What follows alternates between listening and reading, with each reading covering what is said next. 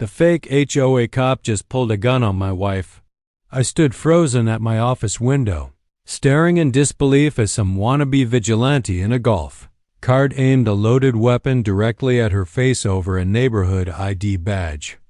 She should have been terrified, screaming, running for her life. Instead, my wife looked calm, too calm, like this was just another Tuesday. Then she moved, and in that instant, I realized I was staring at someone I didn't even recognize.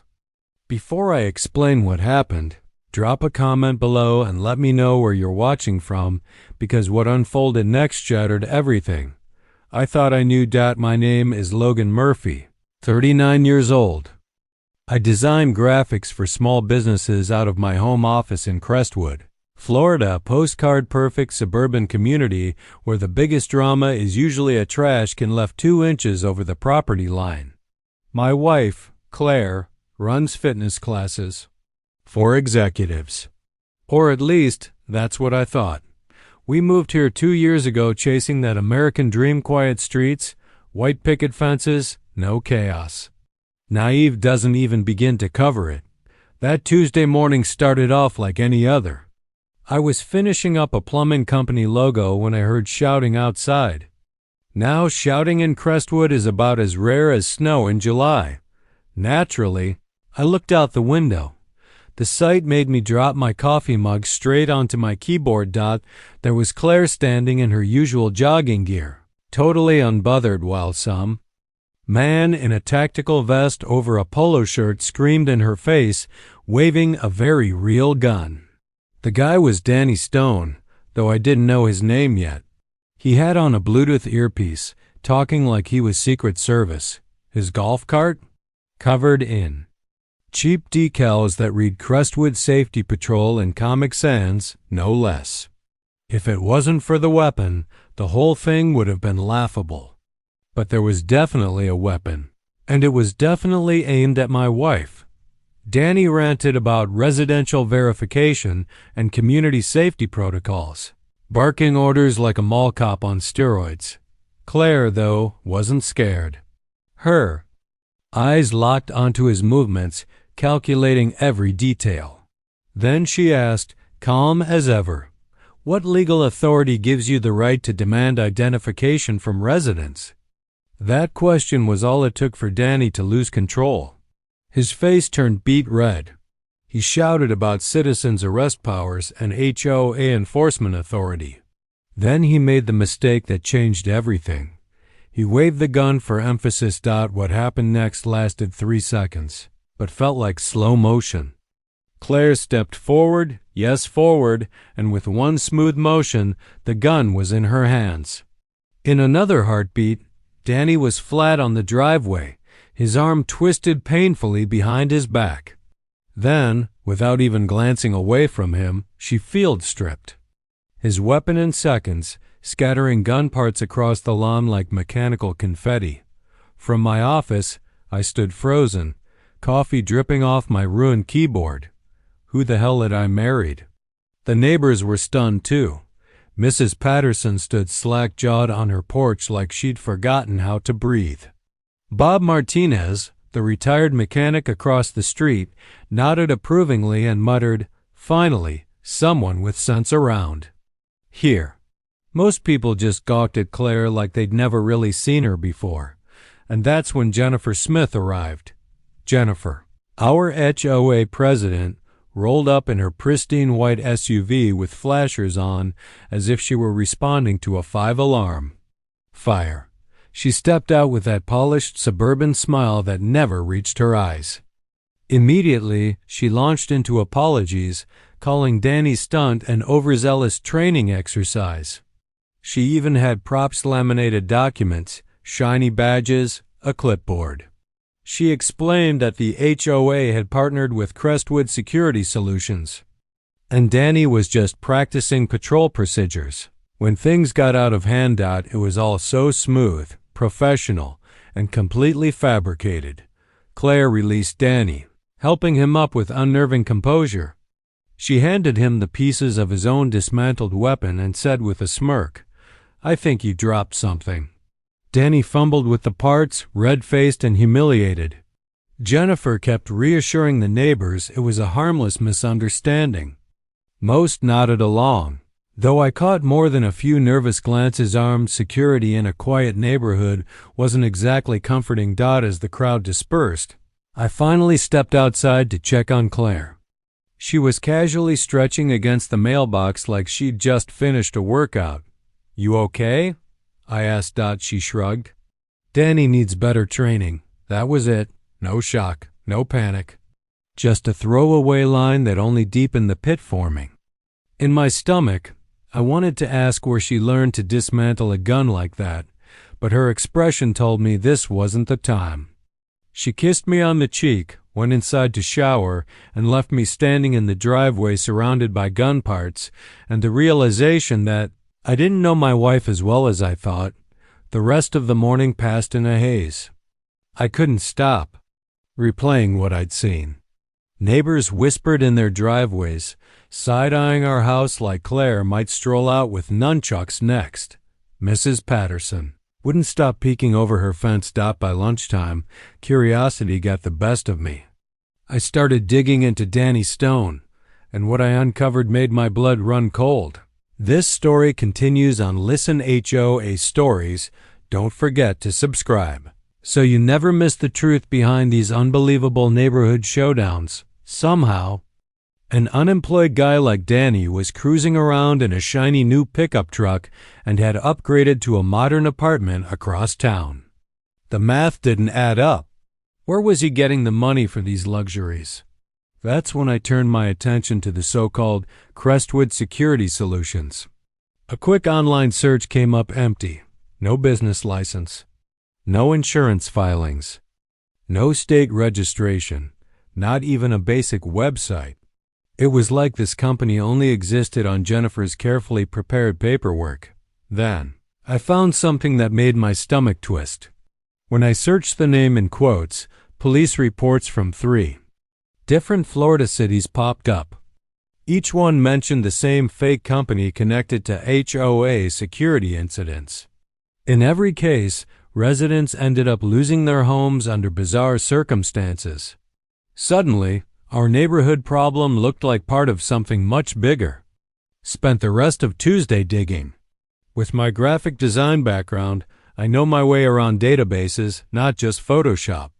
It didn't take long to uncover that Crestwood Security Solutions had been billing our HOA exactly $3,000 per month for the past year and a half.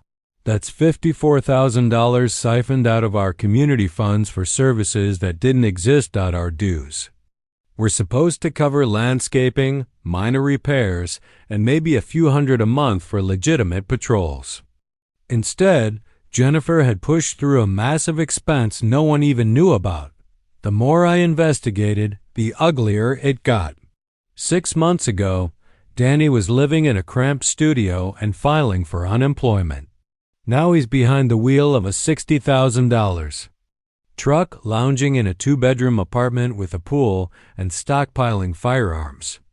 Public records showed he'd purchased 3 new weapons in just the last month, each financed under equipment loans from none other than Crestwood Security Solutions. Jennifer wasn't just fabricating a security company. She was funneling money to unemployed men and arming them to play soldier in our neighborhood.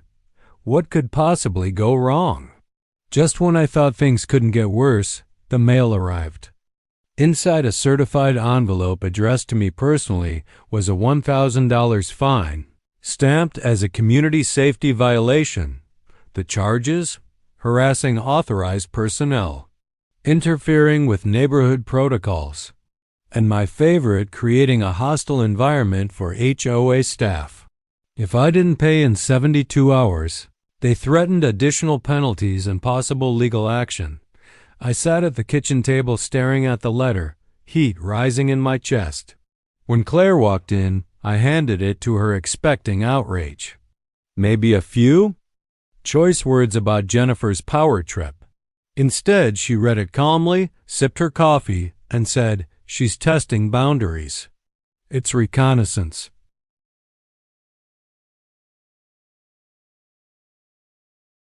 Reconnaissance.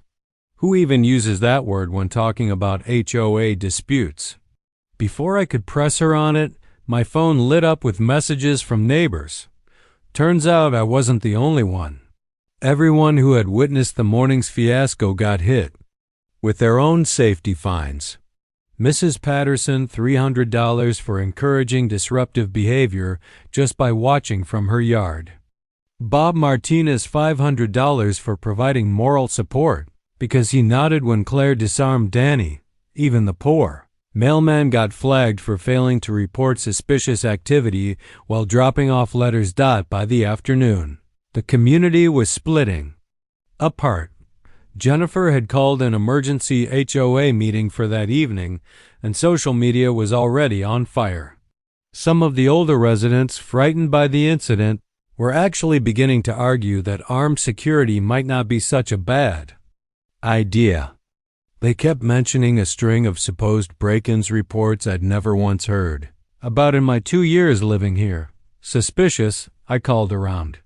Not one neighbor could confirm an actual burglary, no stolen property, no official police reports. Just vague rumors of people checking car doors and strange activity floating around online. It was smoke and mirrors, carefully staged to justify Jennifer's security circus. Others weren't buying it. Younger families and a few sharper residents started asking the same questions I was. Jane Morgan, a paralegal married into the Martinez family, discovered that Jennifer's fines weren't even legal. Our bylaws required formal hearings and board votes before any penalties could be imposed. Jennifer had skipped all of that. She was simply printing invoices like she ran her own dictatorship. Meanwhile, Claire spent her afternoon patrolling our property. She checked locks, walked the perimeter, even made notes about sightlines and vulnerable spots. When I asked what she was doing, she calmly replied, "Making sure we're secure against escalation." My fitness instructor wife was treating our Florida suburb like a combat zone. By 6:30 p.m., neighbors were marching toward the community center for Jennifer's emergency meeting, their expressions grim. Claire chose not to go, saying her presence might make things worse. Instead, she handed me a notebook. "Write down everything. Names, statements, body language. We'll need it later." And when the meeting began, Jennifer showed her true colors. Jennifer stood at the front of the room in a sharp navy blazer, the kind designed to radiate authority, and launched into a presentation that could have sold ice to a snowman. Her slideshow was polished, crime graphs from nearby towns, glowing expert testimonials about the importance of proactive neighborhood security, even glossy before and after shots of other communities supposedly transformed by programs. Just like hers. It looked convincing. It sounded convincing. But underneath, it was smoke and mirrors. What disturbed me most wasn't the charts, it was her technique. Jennifer knew how to play the human mind. She began by acknowledging the morning's unfortunate confusion, framing it as a stressful event for everyone. Then, with a well-practiced smile, she flipped the script. According to her, Claire hadn't been a hero, she'd been an aggressor. Why would a woman react so violently to a simple ID check unless she had something to hide? The room shifted uncomfortably as she spoke about home invasions, rising crime, and the vulnerability of elderly residents. She claimed credible but conveniently unspecific reports of suspicious people prowling our neighborhood. By the end, half the residents were nodding in fear, ready to post guards on every corner. The other half turned their suspicious eyes toward me, as if questioning why I opposed such common-sense measures. That was my moment. I stood, laptop in hand, and presented my own evidence. As a designer, I know how to build a clean visual story. My chart traced the HOA dues directly into Crestwood Security Solutions, a company that existed only in Jennifer's paperwork. I laid out Danny's sudden financial upgrade, the same phony company name surfacing in other Florida communities. and the $54,000 drained from our accounts with nothing to show but a golf cart and a handful of guns. Jennifer tried to shut me down, calling it harassment and conspiracy. But the numbers spoke louder than her polished voice. Residents began asking the right questions about oversight, transparency, and why we hadn't been consulted before the budget tripled. Jennifer's polished mask cracked at the edges, her smile twitching under pressure. The meeting ended in chaos. Some residents supported a formal audit, though Jennifer warned it would jeopardize security operations. Jane Morgan volunteered to check state transparency laws. Bob Martinez said he'd call the Attorney General's office about unauthorized billing. Walking home, I felt a mix of victory and dread. I'd exposed the lie, but I'd also made myself Jennifer's enemy. The smile she gave me as the meeting broke up wasn't relief. It was the cold, deliberate grin of someone sharpening their knives, and sure enough, the war shifted the moment I stepped through my front door. Claire was waiting at the kitchen table, sipping tea with my laptop open. She'd been running background checks. Jennifer's history unfolded in a string of files: an ugly divorce, crippling debt, and an ex-husband who'd left her for a lieutenant colonel in military intelligence. That betrayal had spiraled into years of resentment. Claire uncovered a disturbing pattern. For 3 years, Jennifer had targeted military families in multiple communities, harassing them until they sold below value to her sister's real estate company. But what froze me wasn't Jennifer's history. It was Claire's name on a handwritten target list dated months before we even knew Jennifer existed. Circled in red ink: fitness schedule, travel notes. My wife had been marked long before any of this began. When I showed her, I expected fear. Instead, she gave me the same calm, calculating look she'd worn when she stripped Danny's gun bare. She studied the files like a tactician, murmuring, "Jennifer isn't just stealing, she's gathering intelligence. Intelligence." For an HOA. The next morning, Jennifer launched a counterattack that made my skin crawl. She didn't storm into our yard. She didn't file a complaint. She went door to door with cookies. Every resident over 65 got a personal visit. Her story?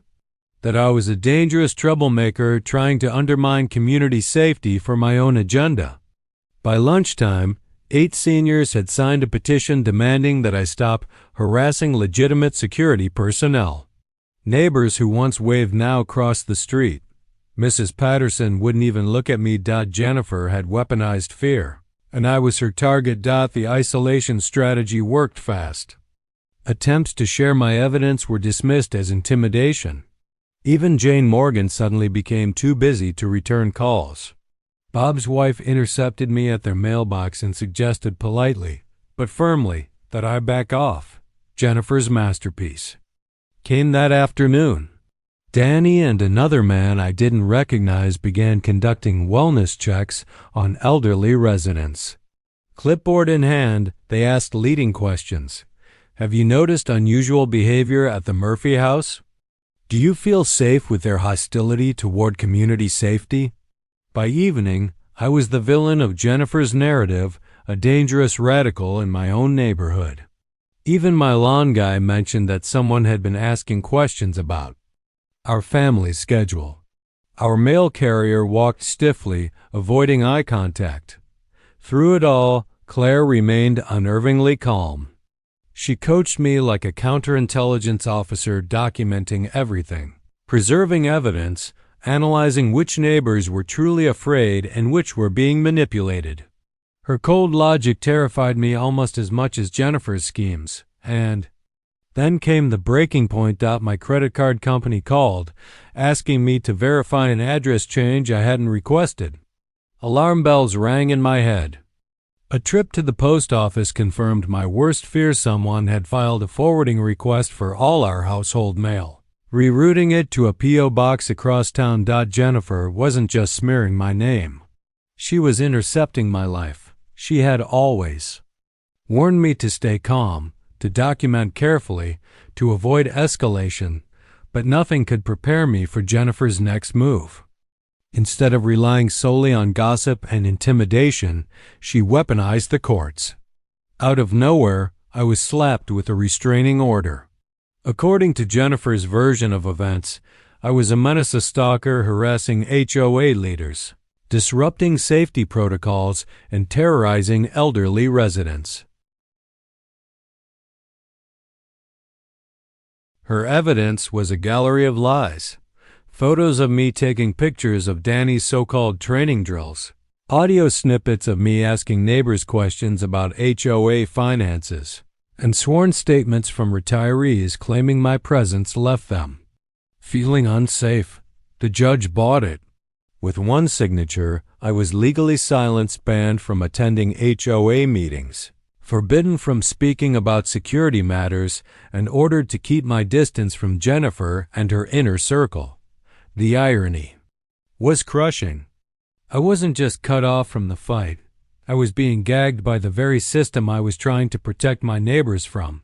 But the restraining order also exposed something Jennifer hadn't intended. Her dossier on me contained details no casual observer could have gathered. My daily schedule, conversations I thought were private, even fragments of my phone and internet activity. It was surveillance on a level far beyond HOA politics. That's when Claire took over. My wife, my personal trainer, suddenly shifted into someone else entirely. She began cataloging Jennifer's illegal tactics with military-grade precision. She photographed the unmarked cars that rotated through our street, tracked license plates, and built what she called a harassment timeline. Every incident logged, time-stamped, and cross-referenced like a case file.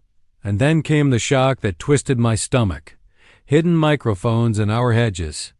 Not cheap gadgets, but high-end equipment designed to capture conversations from inside our home. The devices were transmitting somewhere in the neighborhood. Jennifer wasn't just spying on me, she was listening to our private lives. Claire didn't panic. She handled the devices like she'd been trained for this exact moment, noting their specs, preserving evidence integrity, and explaining transmission ranges like an instructor at a counter-surveillance seminar. My unease only grew. How did my fitness-obsessed wife know so much about intelligence gathering? The answer came crashing down in a fluorescent-lit grocery store aisle. Jennifer appeared beside me as if summoned from a nightmare, smiling, blocking the exit, and speaking loudly enough for the produce clerk to overhear. "Logan," she said, "I think it's time you and Claire tell the community who you really are."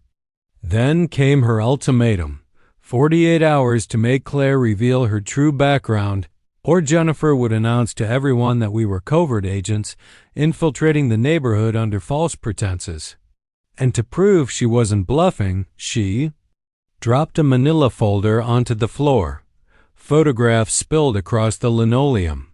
Not amateur shots, but professional intelligence images, Claire entering and leaving a Department of Defense contractors building, annotated with timestamps and technical details far too advanced for Jennifer's little scheme. And then I saw the picture that made my blood run cold. Claire, in full military dress uniform, standing alongside soldiers in a formal ceremony. Younger, leaner, deadly serious. The insignia wasn't anything I recognized. Beneath it, scrawled, in Jennifer's unmistakable handwriting, Staff Sergeant Claire Murphy, U.S. Army Special Operations Command. Retired 2019. Current assignment unknown. The drive home blurred into a fever dream. The woman beside me, the one who joked about protein shakes, the one who teased me about messy laundry, suddenly felt like a stranger. I couldn't shake the image of her in that uniform, sharper, harder, lethal. When I finally asked her about it, she didn't flinch. "Some things about my past require clearance," she said evenly. "But what Jennifer doesn't understand is this: threatening me is like poking a tiger with a short stick." Her calm certainty left me rattled. My wife, It turned out, wasn't just some fitness coach with a sharp eye for manipulation. She had been forged into something else entirely. And Jennifer, in her arrogance, had awakened it. What else had Claire been hiding? And what had I really stumbled into? A neighborhood squabble or a battlefield dressed up in HOA politics? Within a single day of securing the restraining order, Jennifer pounced. My enforced silence gave her exactly what she needed, a blank check to ram through. An emergency HOA vote. Stripped of my ability to speak or attend meetings, I had to watch from the sidelines while she manipulated the most vulnerable residents into approving her latest dystopian fantasy. The motion passed, 22 to 15. The 15 dissenting votes mostly came from younger families who weren't swayed by Jennifer's hysteria about rising crime, but it wasn't enough. With a simple majority, she had all the power she needed to recast our quiet neighborhood into a suburban surveillance state. The rules were absurd, straight out of some dictator's playbook, yet carried out with the incompetence of amateurs. Every resident had to log their daily schedules with the HOA so patrol coverage could be optimized. In reality, it was a way for Jennifer to know who was home, who wasn't, and who might be slipping beyond her control. Visitors weren't welcome without prior approval, and bringing a friend over felt more like filing for a diplomatic visa than extending hospitality. Danny and his two aimless buddies, now self-styled as a security patrol, began making random wellness checks. Their clipboards weren't about safety. They were questionnaires designed to expose dissent. Have you noticed suspicious behavior? Do you think the current measures are sufficient? Has anyone spoken to you against HOA policy? Every knock at her door was less about reassurance and more about rooting out resistance.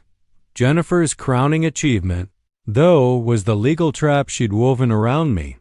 The restraining order's vague language meant I couldn't speak to neighbors about HOA business, couldn't document her fake security operations, and couldn't so much as walk down her street without risking arrest.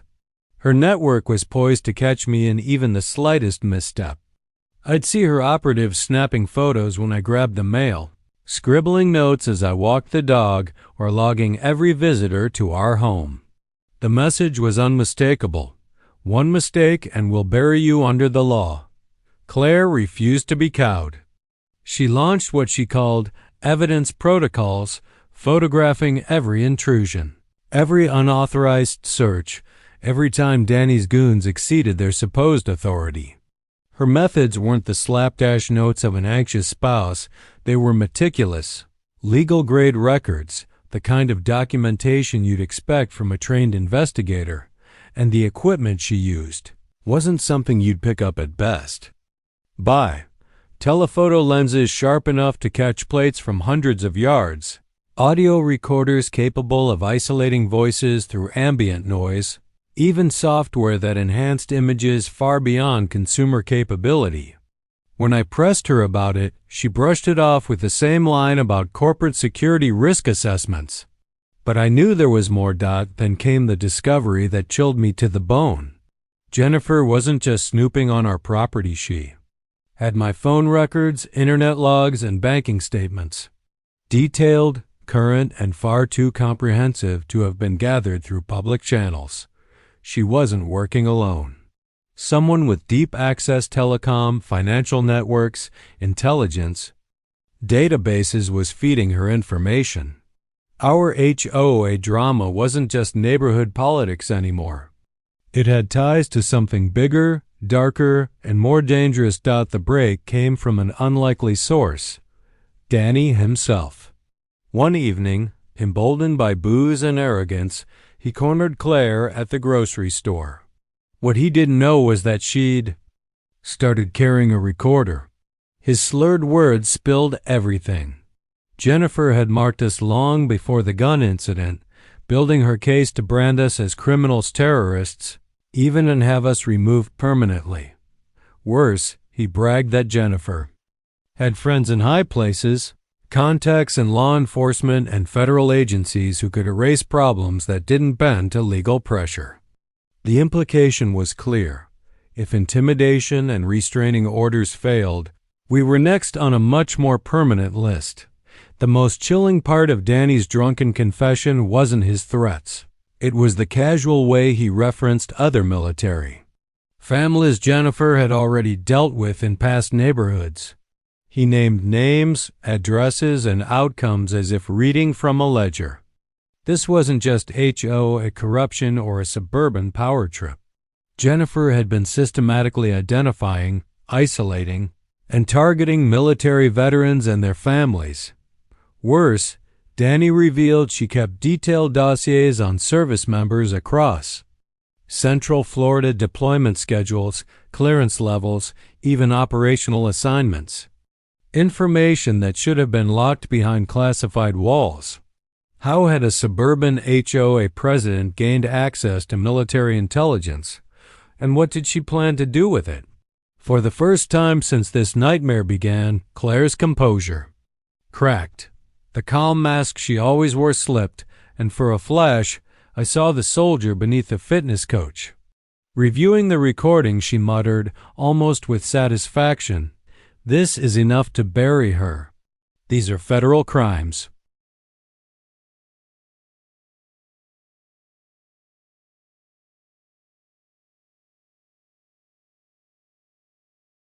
That word federal hit me harder than Danny's threats. Claire had always been careful to deflect when I asked about her work, giving vague answers about contracting and security. But now her reaction told me everything. Threatening her wasn't just a mistake, it was a federal offense. That night, for the first time, Claire opened up at least the parts she was allowed to share. She told me about her 8 years in Army Special Operations before transitioning into private contractor work tied directly to military intelligence. Her fitness business? Real, yes. But also the perfect cover to maintain contact with bases and contractors while continuing classified work. The most important revelation wasn't about her past. It was about Jennifer. Military intelligence had already been tracking a shadow network, people embedded in civilian life, deliberately targeting military families to collect sensitive information that could be sold to foreign powers. Jennifer's paranoid HO security theater was just the mask. Behind it was an espionage operation that stretched far beyond Crestwood's white picket fences, but Claire's explanation raised terrifying questions. If she knew Jennifer was part of this, why hadn't she shut it down months ago? Why let it escalate to the point our entire community was living in fear? Her answer was cold, professional, almost clinical. We needed her to fully expose her network. You stumbling into this just accelerated the timeline. That word again, we. My wife wasn't acting alone. She was part of something bigger. Lying awake that night, I overheard her outside on a hushed call. The network has escalated to direct threats. Intervention protocols need activation. Targets are at risk of elimination. My blood froze. The next morning, Jennifer made her boldest move yet. She showed up at our door with a manila envelope, smiling that predatory smile meant to rattle the entire neighborhood. Her voice carried, sharp and performative. "Logan, your wife has been conducting illegal surveillance of American citizens. She has 24 hours to surrender herself, or I'll treat her as an enemy agent." Then she turned on her heel. But in her theatrics, Jennifer dropped part of the envelope's contents. Scattered across our driveway were photographs Claire in uniform, and Jennifer meeting with men in expensive suits who had no business in suburban Florida. Jennifer knew things even I didn't. Claire's rank, her deployment history, even details of classified missions. As I crouched behind the fence, phone recording in hand, I heard Jennifer's voice through a call. Staff Sergeant Murphy. 3 Afghanistan tours. Current status classified, but my contacts confirm she's still active. I nearly dropped the phone. How the hell did an HOA president have access to files that could get soldiers killed? Jennifer wasn't just gossiping on the phone, she was speaking with someone who had access to Department of Defense databases. And they weren't talking about neighborhood disputes anymore. They were talking about neutralization protocols. My yoga instructor wife, was being discussed like a military target operating on domestic. Soiled. The escalation hit at 2 a.m. when our security system shrieked to life. On the cameras, 3 figures in dark clothing moved toward our house from 3 directions. Their coordination was professional. This wasn't Danny and his clipboard crew. These were trained operators treating our suburban home like an objective.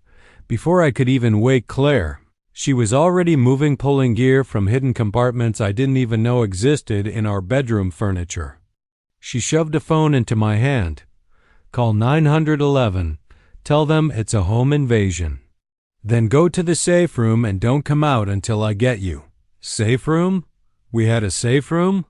When had my wife installed one of those? What unfolded next was like watching an action movie play out in our living room, except it was real, and the star was my wife. Claire flowed through the house with surgical precision, moving like someone who had rehearsed for this exact moment. The first intruder came through the back door and made it as far as the kitchen. 15 seconds later, he was zip-tied to the floor, disarmed by a coffee mug and our kitchen island. The second tried the front, only to be redirected into our living room furniture in what looked like choreographed violence. Claire using the layout of the house as if she'd designed it for combat training. The third saw what happened and tried to retreat. Big mistake. Claire intercepted him in the driveway before he could escape. When the police arrived, all 3 were already restrained in our yard like delivery packages waiting for pickup. Sheriff Williams pulled up with backup, clearly baffled by the sight, until Claire identified herself quietly as Staff Sergeant Murphy, Special Operations. The sheriff's entire demeanor shifted. What began as a routine burglary call instantly escalated into a counter-terrorism response. I stood frozen as my wife, my supposed corporate fitness coach, slipped seamlessly into military briefings, analyzing the attackers' gear, their tactics, their objectives, and issuing assessments in language straight out of an operations manual. The bombshell came when one of the intruders, bloodied but defiant, looked Claire in the eye and hissed, "You can't hide forever, Sergeant Murphy. We know why you're here." The word "here" hit me like a hammer. She wasn't retired. She wasn't teaching corporate wellness classes at a contractor building. She was reporting for duty. Our marriage, our neighborhood, Crestwood itself was her cover assignment. Jennifer's HOA security theater wasn't paranoia. It was camouflage for a broader intelligence operation tracking military personnel in civilian neighborhoods. The home invasion wasn't random. It was part of that network. Claire's true identity snapped into focus. The surveillance gear, the evidence files, the tactical instincts, they weren't hobbies. They were standard operating procedure for a soldier still on active duty. And the final twist? Danny of all people showed up after hearing the commotion. For the first time, he wasn't running interference for Jennifer. He told Sheriff Williams everything: the harassment campaign, the illegal surveillance, Jennifer's recruitment methods. Jennifer hadn't built an army of patriots. She'd preyed on desperate, unemployed men, hooking them with promises of security work, then dragging them deeper until they couldn't escape her grip. The truth was undeniable. Now Jennifer wasn't just running a corrupt HOA. She was the suburban face of a coordinated espionage network, and my wife was here to stop her. Danny's testimony ended up being the crack in the dam. What he revealed wasn't just gossip about Jennifer's antics. It was evidence of how extremist groups quietly recruited and controlled their local pawns. And the proof gathered from the attackers confirmed it.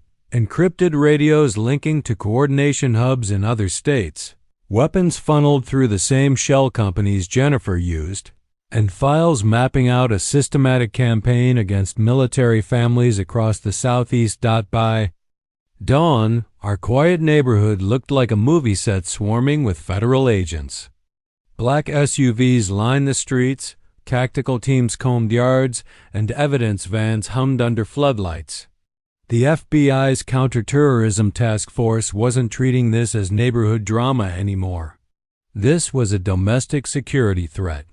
Agent Becky Collins laid it out with chilling clarity. They'd been chasing similar harassment rings in multiple states but couldn't prove how they connected. Claire's meticulous documentation, her evidence protocols, had finally provided the missing link. That's when I learned the truth I hadn't been ready for. Claire wasn't just my wife. She was a planted cover. She'd been embedded in our neighborhood because federal intelligence had flagged Crestwood as a likely infiltration point. Her fitness business was her camouflage. Her marriage to a quiet graphic designer, a perfect cover story. The scale floored me. Jennifer's HOA empire wasn't some eccentric power trip. It was one of 12 interconnected networks across 4 states, each one targeting military families, each one run by local community leaders who abused their positions to gather intelligence. The invasion at our house? A cleanup operation? They were trying to silence witnesses before the feds closed in. Jennifer didn't make it far. At dawn, agents surrounded her home. Inside, they found packed bags, burner phones, forged IDs, encrypted laptops, all the tools of a covert operator. On the run. Her HOA mask shattered the moment agents shoved federal warrants in her face. She wasn't a president. She was a cog in something far larger. The neighborhood's reaction was a mix of shock, shame, and awe. Mrs. Patterson, who'd once crossed the street to avoid us, cried as she apologized. Bob Martinez showed up with gardening tools, offering to help with our yard as thanks. Even the elderly residents who had voted for Jennifer admitted they'd been duped, but the revelation that hit hardest came in fragments. During the raid, one attacker looked Claire dead in the eye and spat, "You can't hide forever, Sergeant Murphy. They know where you are now." Hearing him use her rank made my blood run cold. She wasn't just a fitness instructor with a suspiciously good eye for detail. She wasn't even retired. She was still active, and Jennifer's network had just blown her cover wide open, living under a restraining order while my wife casually mentioned that threatening her was the legal equivalent of poking a sleeping tiger created a level of marital tension no handbook prepares you for. On paper, I was barred from even discussing HOA matters. In reality, I was married to a federal counterintelligence operative. Jennifer exploited my gag order like a pro. Within a single day, she pushed through an emergency HOA vote that gave her sweeping security powers. The elderly, spooked by her fear-mongering about crime, handed her the authority she craved. The vote passed 22-15, and suddenly our neighborhood was a surveillance state. Every resident now had to log daily schedules with the HOA. Visitors needed prior approval, like international diplomats arranging state visits. Danny and his cronies staged wellness checks, which were nothing more than thinly veiled interrogations. The questions were always the same. Noticed anything suspicious? Are you comfortable with security measures? Anyone complaining about HOA policies? But Jennifer's true masterpiece was the trap she'd woven around me. The restraining order's vague language meant any misstep could land me in jail. Walking past her house, talking to a neighbor, snapping a photo. She had operatives documenting my every move, logs, photos, timestamps, waiting for one mistake to destroy me legally. Claire's response was colder, sharper. She launched her own protocols photographing illegal searches, logging every overreach, documenting everything with military-grade precision. Her methods were too advanced for any civilian hobbyist. Telephoto lenses, directional mics. Software that enhanced blurry images into courtroom evidence. The deeper I watched her work, the more obvious it became my wife wasn't dabbling. She was operating . And then came the tipping point. Jennifer somehow got my phone records, my browsing history, even my bank statements. The data was too fresh, too detailed to come from legal channels. Someone with real technical resources was feeding her live intel. She knew my clients, my projects, my balances, even my email exchanges in real time. The implication was clear: Jennifer had backing, serious backing. This wasn't a suburban dictatorship anymore. It was an intelligence war. And then he slipped up. He cornered Claire in the grocery store, probably thinking he could rattle her without witnesses. What he didn't know was that Claire had started carrying a recorder. His drunken bragging spilled everything.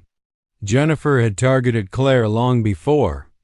The gun incident, the restraining order, the harassment, it was all part of a calculated campaign.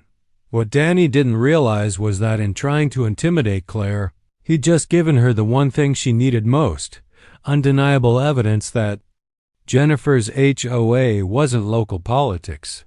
It was espionage. Danny's drunken outburst gave away more than he ever intended. Between slurred threats and cocky bragging, he revealed that Jennifer's campaign against us wasn't some petty HOA vendetta. It had been carefully engineered months before the gun incident. Claire wasn't just another neighbor caught in her web. She had been specifically targeted because of her military background. Jennifer had been laying the groundwork to frame us for fabricated federal crimes, and Danny hinted she had powerful allies who could erase problems permanently if intimidation and legal traps didn't work. The most chilling part wasn't his threats against us. It was the casual way he mentioned other military families who had been handled in different communities. He rattled off names, addresses, and outcomes like a man reciting a grocery list. This wasn't about HOA fees or neighborhood control. Jennifer was part of something far bigger and much darker. Claire's reaction to the recording was unlike anything I'd seen. Her calm mask cracked for just a moment, and behind it I saw the steel of someone trained for far more dangerous missions. Reviewing the audio with sharp professional focus, she said flatly, "Danny just handed us everything we need to dismantle Jennifer's entire operation. And he signed his own arrest warrant for conspiracy and making threats against federal personnel." That phrase, federal personnel, stopped me cold. Claire had always sidestepped questions about her past, deflecting with vague references to clearances and confidentiality. But this slip revealed the truth. Threatening her wasn't just dangerous. It was a federal crime. That night, Claire finally peeled back some of the mystery. She admitted she'd spent nearly a decade in Army Special Operations before transitioning into contractor work that supported active military intelligence missions. Her fitness business was legitimate, but it was also the perfect cover to keep connections with military bases and contractors without raising suspicion. The most shocking revelation was that Claire had known about Jennifer's pattern of targeting. For months, military intelligence had been tracking a network that infiltrated neighborhoods, harassing military families to gather sensitive information about deployments and troop movements.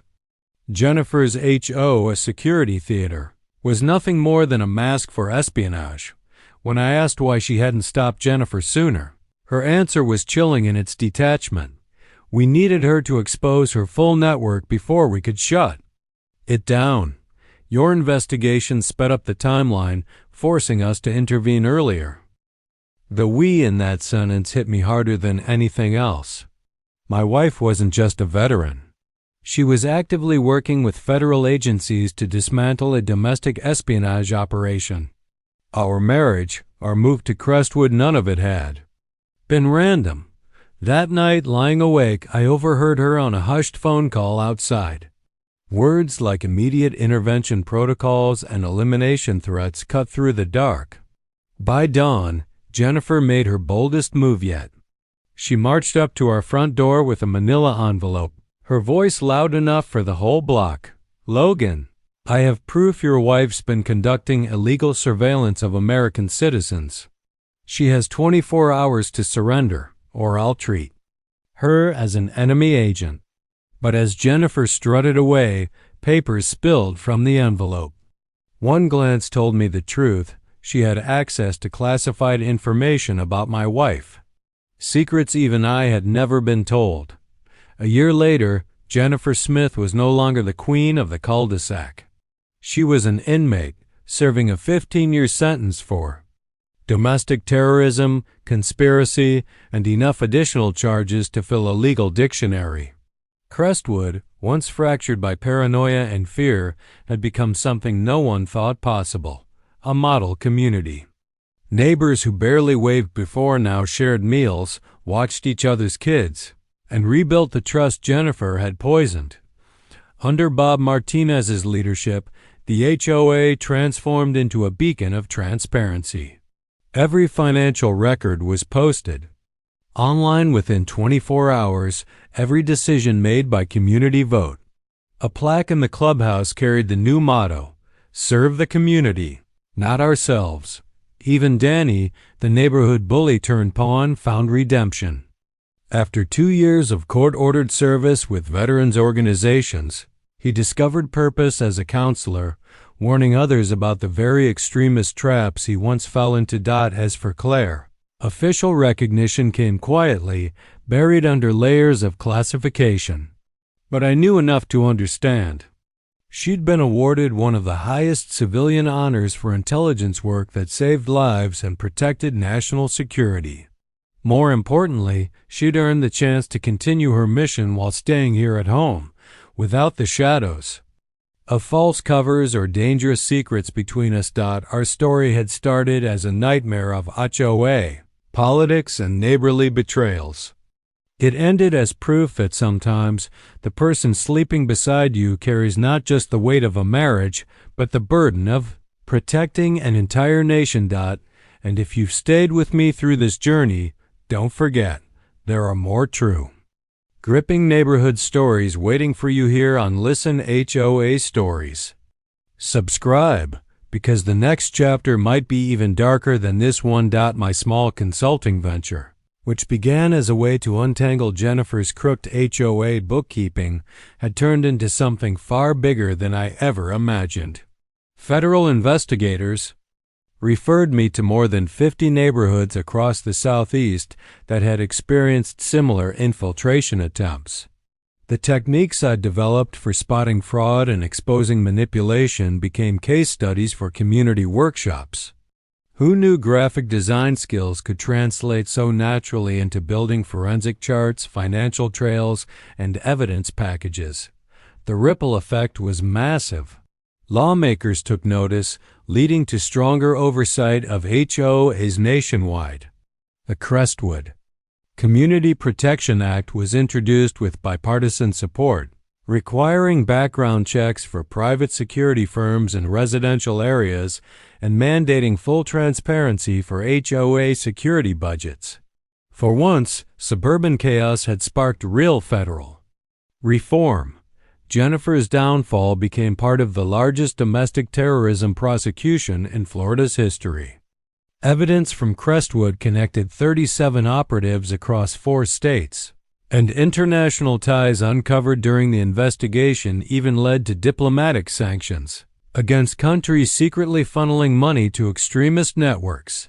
What Jennifer had, disguised as petty HOA squabbles and power grabs, had really been the neighborhood face of an operation bordering on espionage. But the most satisfying part wasn't her conviction, it was watching her psychological tricks unravel in open court. Elderly residents she had terrified into compliance testified against her, describing how she preyed on their fears until they mistrusted everyone around them. Mrs. Patterson's victim statement about the trauma of Jennifer's manipulation cut deeper than any financial document ever could. Crestwood itself experienced a rebirth. Property values bounced back higher than before, new families sought out our community, and military households specifically requested assignment here because of our reputation for standing united. Jennifer's campaign to scare service members away had completely backfired. For Claire, the transition from shadowy operative to openly acknowledged protector was surprisingly smooth. Neighbors who once questioned her secrecy came to appreciate it as selfless service. Parents were reassured, knowing their kid's self-defense instructor had credentials forged in real combat, not just weekend seminars. Beyond Crestwood, new networks were created to help military families spot and report extremist recruitment tactics. Claire's willingness to share her experiences directly contributed to programs that now safeguard countless households. The conversation that settled my doubts came on a quiet evening 6 months ago. Claire received official notice that her classified service obligations had finally ended. She smiled across the kitchen table and said, "I can tell you now the retirement I mentioned 2 years ago is real. The rest was voluntary. I chose to keep serving because domestic threats endanger everything I once swore to defend." That moment was both grounding and humbling. We'd worked hard in counseling to rebuild trust strained by necessary secrecy, but it paid off. Loving someone like Claire meant accepting that sometimes silence had been her way of protecting all of us. The community also went through its own healing. Federal counselors helped residents who felt betrayed by Jennifer's manipulation work through that anger and shame. Instead of breaking us, the shared trauma welded Crestwood into something stronger than before. Danny's transformation was equally unexpected. He completed community service, married Jane Morgan, and began counseling veterans vulnerable to extremist recruitment. The man once used as Jennifer's enforcer had become someone uniquely equipped to help others resist the same traps. We'd been offered witness protection, but we declined. Claire insisted our safety and our purpose was stronger here, surrounded by neighbors who now knew our value. Sometimes security isn't about running. It's about standing firm where you belong. Today, as I write this, I see Claire in the backyard teaching self-defense to military spouses while their kids play nearby. The laughter of children mixes with the steady rhythm of training drills, a perfect contrast to the darkness we faced not long ago. Where Jennifer's house once stood, the land is now a memorial garden honoring service members and the communities that support them. Its plaque reads, "For those who defend and for those who make life worth defending." And that's the truth of Crestwood. The fiercest battles aren't always fought overseas. Sometimes they play out in quiet cul-de-sacs where ordinary people refuse to be divided by fear. Our neighborhood learned that togetherness is the best defense against manipulation. If this story gripped you as much as it did me, don't forget to like, share, and subscribe to Listen HOA Stories, where we uncover more jaw-dropping tales proving that real neighborhood drama can be stranger than fiction.